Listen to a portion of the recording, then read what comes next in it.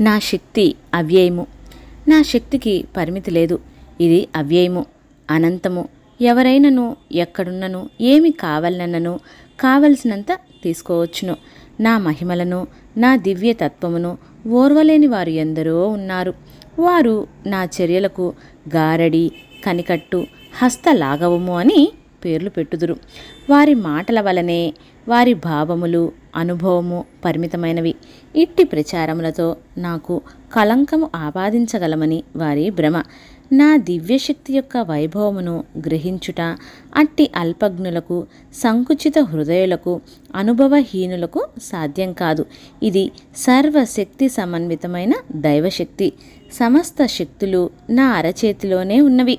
నా శరీరము తదితర శరీరముల వలననే నశ్వరము, కానీ నా శక్తి ప్రభావము శాశ్వతము, సర్వవ్యాప్తము, నిర్వికల్పము.